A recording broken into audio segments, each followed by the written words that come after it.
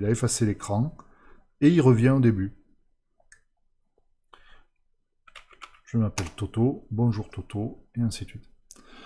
Donc là, je reviens,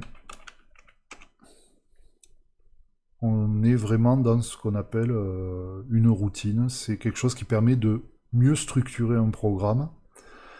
Et là, encore une fois, normalement, il faut quand même documenter. Donc là, typiquement, je ferai ça, je mettrai routine d'affichage. Ah, toujours pas de D. Affichage. Non. Et là, de suite, c'est un peu plus lisible du fait qu'on a mis des commentaires. Bref, là, on va dire que ça permet, en structurant comme ça le programme, de éventuellement, comment dire, retoucher la routine sans pour autant toucher le reste du programme. C'est quelque chose qui permet de vraiment, comment dire, structurer, encapsuler le programme. Vous voyez que là, par exemple, cette routine, elle a besoin d'une variable qui s'appelle réponse. Et une fois que vous l'avez définie, eh ben, c'est bon, votre routine, vous pouvez l'appeler. Et donc, si d'autres endroits, vous avez besoin d'afficher bonjour réponse, eh ben, il n'y a pas de problème, vous referez pareil, go sub 100 et ça marchera. Donc, c'est quelque chose qui aidera beaucoup à structurer votre programme. Donc maintenant, on va justement modifier cette méthode et on va faire en sorte qu'elle affiche plusieurs fois le, le bonjour, comme ça, histoire d'apprendre autre chose. Donc on va apprendre par exemple un moyen de faire des boucles autres que les goto ou gosub. Alors c'est un truc qui est très pratique en basique, c'est la boucle for. Donc je recommence, du coup on va dire que là on va afficher 4 fois bonjour. Oui, vu qu'en France maintenant on peut plus se faire la bise, ben, on va se dire 4 fois bonjour.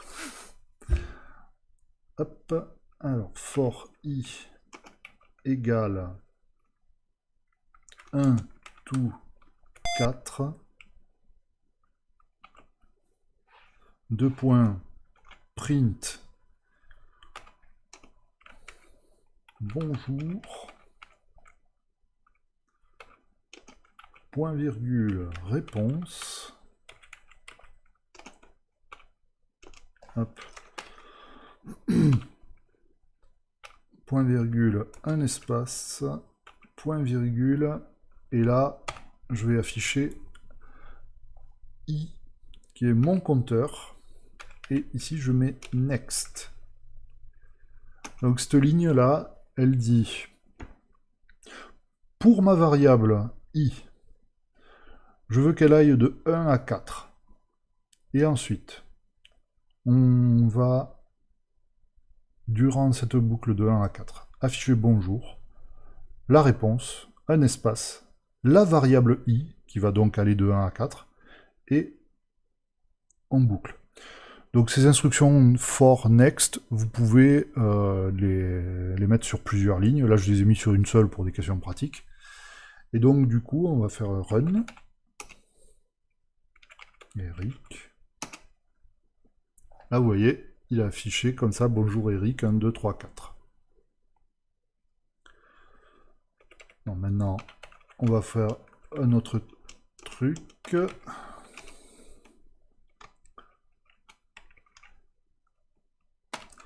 Sur un for,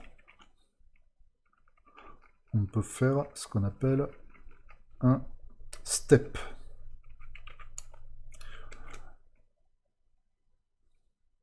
Donc là, un step de 2, ça veut dire qu'on va incrémenter le compteur par 2. Donc du coup, si je fais run, vous allez voir,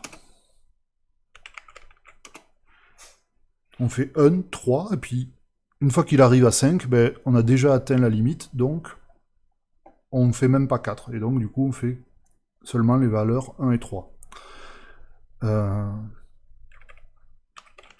Si je raffiche le programme, step, en fait, vous pouvez même mettre un nombre négatif. Vous pourriez très bien faire for i égale 4 to 1, et ça décrémenterait aussi.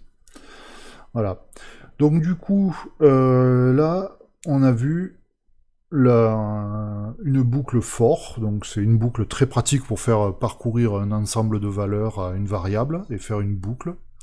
Ça permet de vraiment faire facilement un traitement en boucle comme ça de manière assez bornée. Maintenant, il y a un autre type de boucle qui existe en basique. C'est ce qu'on appelle les boucles while, les boucles tant que. Donc on va faire par exemple en sorte que le programme ne reboucle pas tout de suite, mais attende qu'on appuie sur une touche pour passer à la suite. Donc pour ça, je vais effacer la ligne 120, je vais écrire while in key $ égale chaîne vide, deux points, when, et c'est là que j'aurais aimé qu'on m'affiche un des... Alors, heureusement. Ouais, alors, je suis désolé pour ce problème de D.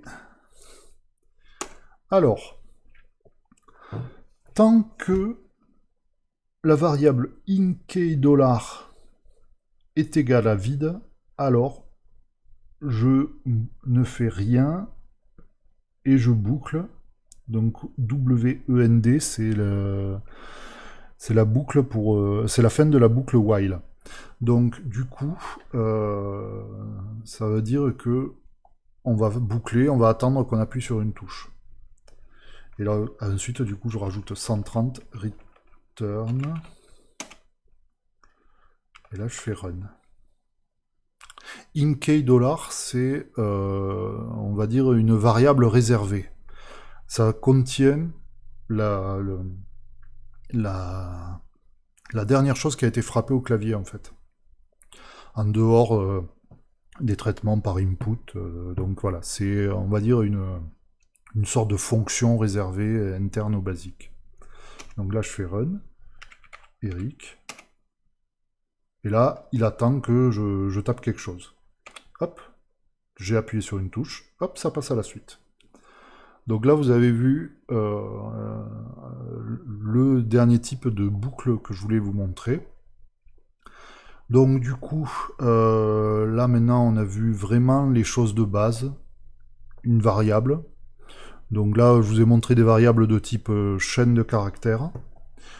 Alors, du coup, il y a quand même aussi des variables de type numérique. Et donc celles-ci, par exemple, elles ne prennent pas de $. Et si je fais par exemple A égale 12, je peux faire print A, ça contient 12.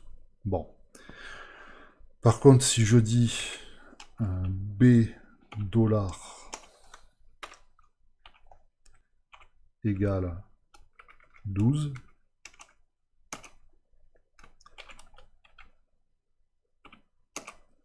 ça affiche effectivement 12, mais c'est quand même pas pareil. Si je dis, s'il te plaît basique, dis-moi si A est égal à B$. Bon, bah déjà il vous dit type mismatch. Parce que on ne peut pas comparer une variable numérique à une chaîne de caractères. Donc du coup, voilà, on est vraiment obligé, malgré tout, de typer ces variables en basique. Et donc, il faut bien réfléchir quand même quand on va faire un programme, à savoir si on est avec des chaînes de caractères ou avec des nombres. Alors, pour ceux qui ont des notions de programmation dans d'autres langages, en basique, par défaut, le type là qu'on utilise, c'est un type qui supporte les nombres à virgule. Donc là, si je fais 12,2 ou 0,3, ah non, pardon, j'oubliais, on est en langage anglo-saxon, donc c'est A12 point 3. Donc voilà, on peut mettre des décimales à votre nombre, ça marchera. Et donc si je fais print A fois 2, ça nous affiche bien 24,6. Voilà, donc on a grâce à ça des possibilités de calcul qui sont tout à fait convenables pour un apprentissage. Voilà. Petite subtilité encore, effectivement, dans ce basique-là, pour des questions malgré tout de performance, parce qu'il y a quand même des gens qui, en programmant, voudront optimiser un peu, faire que les choses aillent plus vite. On peut aussi dire qu'une variable est de type entier.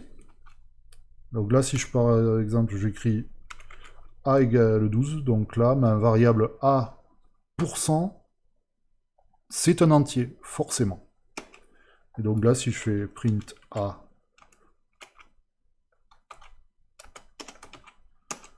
voilà, 12, et puis par contre, si je fais, mettons, 12, je veux le diviser par 7, print A,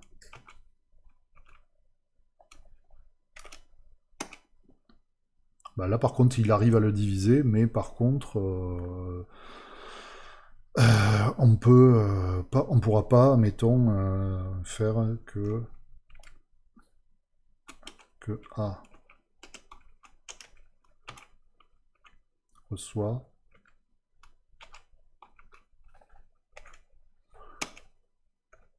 si je fais print A,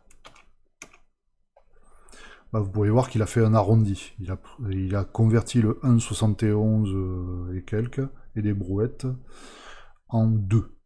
Donc là aussi, vous voyez, on doit vraiment considérer.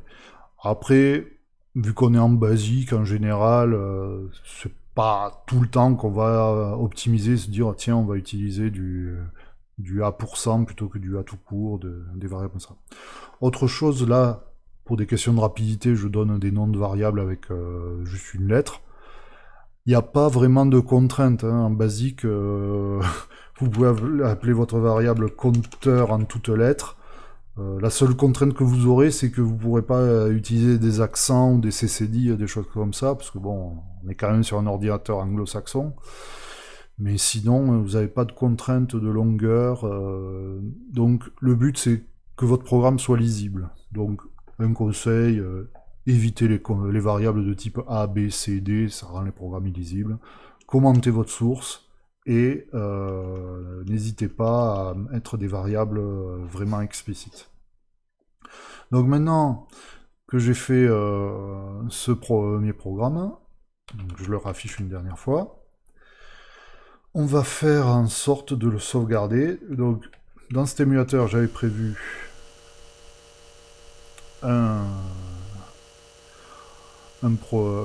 j'avais prévu d'insérer une disquette virtuelle. Et donc du coup, comme vous pouvez voir, j'ai déjà créé un premier programme. Donc pour sauvegarder son programme en basique, on fait save et on fait prog 2 là, et on fait comme ça. Et donc quand on veut recharger son programme, quand on veut en charger un autre, on fait load. Décidément, ça m'énerve de ne pas lui avoir la touche D.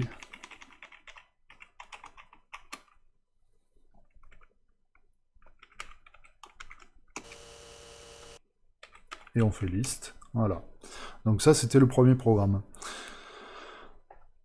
Dans l'éditeur que vous avez là du coup sur cet interpréteur basique, vous ne pouvez charger qu'un programme à la fois. C'est comme ça, vous pouvez pas, quand vous exécutez un programme, vous n'avez qu'un programme à mémoire. Vous avez juste éventuellement la possibilité de charger, de merger en fait un programme existant avec un autre, avec l'instruction merge, mais sinon vous pouvez pas imaginer que vous auriez deux programmes à mémoire. Et surtout, comme vous voyez là, il y a plusieurs lignes qui seront en commun entre deux programmes, ben, du coup, quand vous allez charger deux programmes ensemble, ben, les lignes du second vont écraser celles du premier quand vous allez faire le merge. Pardon. Donc, du coup, il faut quand même bien réfléchir à l'avance à son programme. Et si vous avez ensuite des volontés de restructurer votre programme, de le morceler en plusieurs et tout ça, ça va être un petit peu compliqué. Donc du coup, c'est là que, comme on disait tout à l'heure avec GRS12, on peut effectivement, à ce moment-là, travailler avec un environnement Windows en extrayant les sources de l'émulateur et en les morcelant comme avec un éditeur classique. Moi, c'est ce que j'ai fait personnellement pour mon propre jeu, parce que bon, mon programme a été monstrueusement gros, et l'éditer comme ça avec un éditeur qui n'affiche que 25 lignes, si j'avais dû charger mon programme, effacer quelques lignes, parce que oui, on peut effacer des lignes en faisant delete des lignes de tel numéro à tel numéro, sauvegarde-le, et ainsi de suite. Bref. Ah non, c'était pas toi, pardon. C'était Retro Redrum, il me semble. Bon. Euh, Du coup, le truc, c'est que voilà, ça aurait été vraiment très pénible de faire comme ça.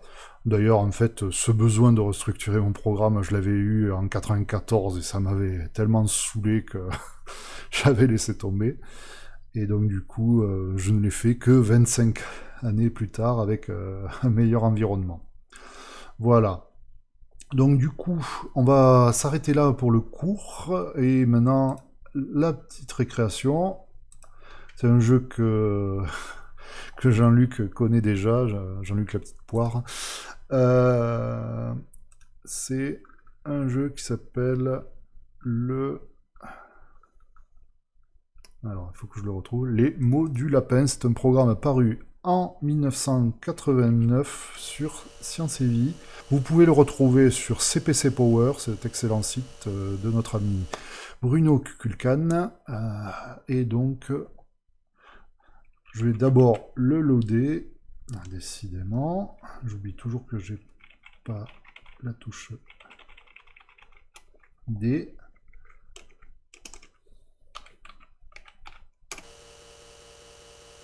Juste pour vous montrer qu'on peut quand même taper des volumes conséquents de sources. Vous voyez, le programme est bien documenté, il y a des instructions qu'on ne connaît pas encore, on les apprendra.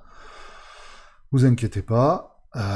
Et donc, du coup, vous pouvez voir que le programme est quand même relativement long. Donc là, au passage, vous êtes en train de voir les différents mots qui seront faits dans ce jeu. Donc on peut voir que le programme est quand même bien structuré, bien documenté. Vous voyez, il y a ce qu'on appelle des sous-routines. Et donc, l'avantage, ce que vous allez voir, c'est que ce programme, il a des petits défauts. Une fois qu'on aura bien avancé ensemble au niveau des cours, ce que je propose, c'est qu'on modifie ce programme, on lui ajoute des choses, on corrige un peu ses défauts. Et éventuellement, ensuite, on verra que le basique, c'est bien, et ensuite, on peut le mélanger avec d'autres technologies pour faire en sorte d'avoir un peu le meilleur des deux mondes, quoi. Parce que faire ce petit programme-là en basique, bon, vous voyez, le programme, il fait 289 lignes. C'est beaucoup pour un début, mais c'est quand même pas énorme. Et pour certaines sous-routines, on va peut-être pouvoir les améliorer en utilisant une autre technologie qu'on appelle l'assembleur. Mais ça, on verra ça plus tard. Donc là, je fais Run pour lancer le programme. Et vous allez voir le lapin. Ah, voilà. Donc, là, c'est un programme de jeu. C'est un jeu de type Le Pendu, mais un peu moins morbide. C'est un jeu où il faut faire deviner au lapin un mot. Donc là, les règles sont toutes simples. Sur le chat, je vous donne quelques secondes pour me suggérer une lettre à taper pour essayer de deviner le mot qui s'affiche. Il n'y a pas d'indice, on ne connaît pas les catégories et tout ça. Mais ça, on verra plus tard pour l'améliorer. Donc, GRS, tu prononces D, prononces pour D. Elron, tu dirais E, D, R. Bon, là pour l'instant, ce serait plutôt le D. Ok, bah c'est original. Alors. Ah, je comprends mieux pourquoi vous dites D. Effectivement, on va être embêté s'il n'y a pas de lettre D. Bon, on va essayer E. Il y a un E. R. Ah. Est-ce que ça serait le fameux mot qui commence par un D qu'on avait déjà trouvé? S. Non. Vous voyez, le lapin, il fait non. Donc, comme vous pouvez voir, le lapin, il a pas un mouvement hyper souple. On voit des problèmes de balayage. C'est pas très très beau. Il est bien dessiné, hein, cela dit, hein, mais son animation, on pourrait revoir. Alors, S. Alors, le S, il dit non. Le T. Le T, il dit non. Ah, il y a un petit bug sur les pattes, là, on dirait. T, ça va pas, on l'a déjà essayé. Une autre lettre?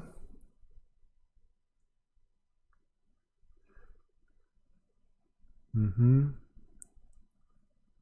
I. Ah. Alors, manque de bol, je sens qu'il va falloir le D. On n'a pas de bol. P. Non.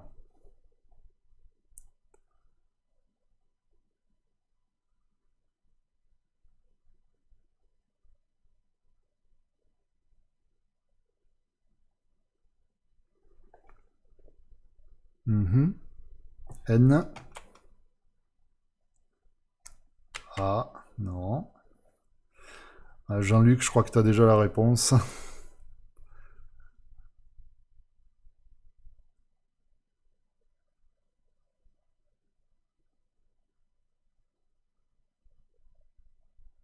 Non.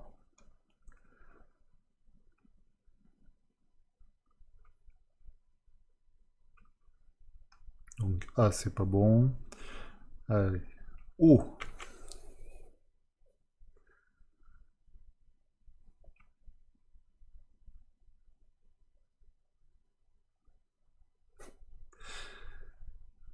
Bon, ben, je crois que là, c'est évident, hein. Pas de bol, premier essai, il faut que je tombe sur un mot avec la lettre D. Bon, et ben, du coup, le bug du D. Alt 100. Ah, on va essayer, tiens. Non, ça marche pas. Attends, on va essayer un truc. Attends, j'ai une petite idée.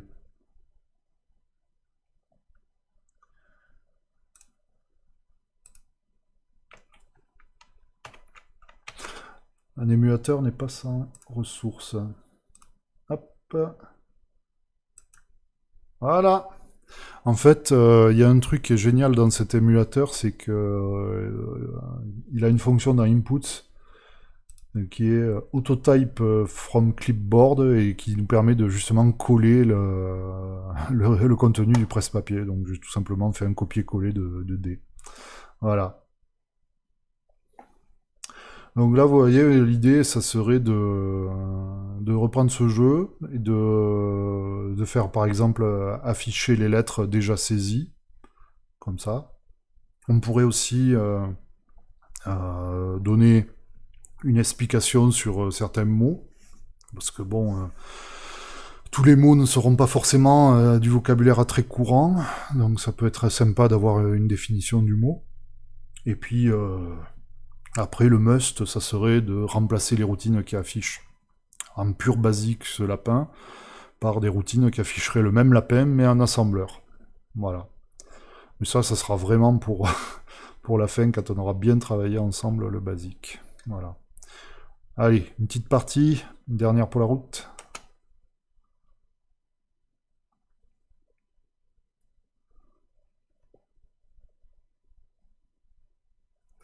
Alors, nouvelle proposition. D. Ok, on va l'éliminer de suite. Ah, c'est pas D.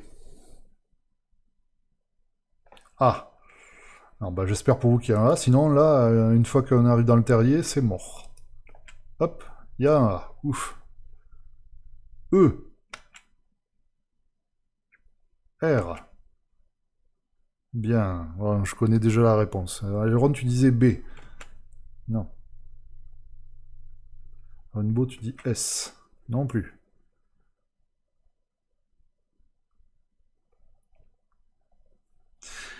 Alors, M. Mhm. J'ai reçu dit M aussi, ok. Euh, Là, du coup, I. Non. C'était I ou L? L, ouais. Ah, là, ça devrait être plus facile.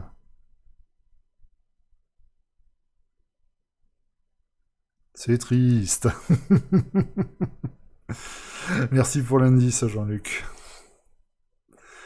Ouais, Jean-Luc, il a déjà eu ce mot-là aussi. Ouais, parce que pour la petite histoire, je travaille avec Jean-Luc en temps normal et du coup, on a instauré dans notre boîte une sorte de rituel. On se fait une pause café à distance où on allume les webcams et on discute ensemble. Et j'ai eu l'idée à un moment de tester mon outil de stream via Teams et tout ça pour voir si ça marchait. Bon, ça marchait pas et du coup, j'ai partagé directement via Teams l'émulateur et j'ai montré ce jeu. Bon, on a trouvé ça marrant. Il y a que 2 mots dans le lapin. Ouais, il y a beaucoup plus que 2 mots, Jean-Luc. Voilà. Et on a trouvé ça assez marrant. Allez, j'avais dit une dernière, mais bon, je résiste pas au plaisir. Un nouvel essai. Alors, du coup, R. Allez. Tu dis Y. Allez, Y, non. E. Non. Ah. Est-ce que ça serait le fameux mot auquel je pense? Ah. Ouais.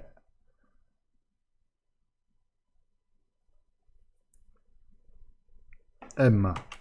Non. Tu disais I. Non plus. T. Non plus. S.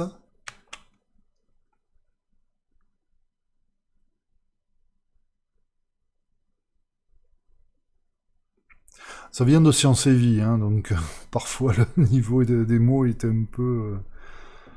Alors. Alors, M, je l'avais dit. T, je l'ai fait aussi. C. Non. P. Aspara. Oula, qu'est-ce que c'est que ce mot? Asparadrap? Non, je rigole. Un G. A. Et un U. Bravo. Alors, personnellement, je ne me rappelle plus de ce que c'est qu'un asparagus. Quelqu'un peut donner l'explication dans le chat? Vous voyez, c'est là que typiquement j'aurais aimé avoir la définition dans le jeu, quoi. Et franchement, en basique, ça serait pas très compliqué à faire. Des plantes vivaces. Merci Elron. Ben, je dormirai moins bête ce soir. Voilà, voilà. Euh... Moi non plus, même si j'avais deviné le mot. Bon, ben, très bien. Alors, je vais juste vous montrer l'animation du lapin quand il perd. Je fais Z, X. Allez, il retourne dans son terrier. Et voilà. Cariotype. Bon, voilà. Donc effectivement, après, on pourrait s'imaginer faire des thématiques pour faire des séries de mots dans la même thématique, et ainsi de suite, et donner la thématique en indice pour que voilà, ça soit un petit peu plus simple dans des cas pareils. Et voilà. Bref. Donc voilà, c'était à peu près tout ce que je voulais montrer pour ce premier cours. J'espère que ça vous a plu. Je vais mettre en ligne sur ma chaîne personnelle la vidéo de ce cours. J'espère qu'elle s'est bien enregistrée. Ouais, c'est bon. Et du coup, je vous donne rendez-vous un peu plus tard, je ne sais pas quand, peut-être ce week-end ou peut-être un autre week-end. En général, je vais streamer soit les jours fériés, soit les week-ends. Pour des questions de contraintes personnelles, je préfère faire des streams durant la journée, plutôt que tardivement comme la plupart des autres streamers. Et du coup, voilà, ce sera en général à ce moment-là, soit pendant mes congés, soit voilà, la semaine des 4 jeudis, voilà. Pour une fois que je regarde un truc sur le code et que je pige tout. Oui, voilà. Bon, après, de toute manière, t'inquiète pas, Elron, ce cours de basique, voilà, ça sera vraiment l'objectif. On va essayer de rester le plus simple possible. Il s'agit pas de chercher la petite bête. Le basique, on va dire, c'est un peu du vélo, quoi. C'est quelque chose qui est simple, ça peut te servir tous les jours. Et voilà, comparé par exemple à une voiture, ben c'est pas la même durée d'apprentissage. Et pour autant, eh ben, pour aller au travail, ça peut très bien te servir tous les jours quand même. Donc voilà, c'est un peu le but d'apprendre le basique. Voilà. Après, il y a d'autres langages de programmation qui peuvent convenir à d'autres usages. Voilà. Donc l'idée, c'est bon bah tiens, on va apprendre un langage qui a aussi son utilité. Ça change des vidéos de Rood. Oui, c'est sûr, Rood, c'est un tout autre niveau. Et pareil, les vidéos de Solo Ren Zero aussi, quand il fait des vidéos sur le basique, là aussi, c'est d'un tout autre niveau. Si on prend l'exemple du vélo, bon bah là, moi, je vous montre comment faire le tour du quartier à vélo. Rood, quand il fait du basique, bon bah il vous montre comment on peut gagner le tour Malais avec le maillot à pois rouge, quoi. Voilà, c'est pas le même niveau. Voilà.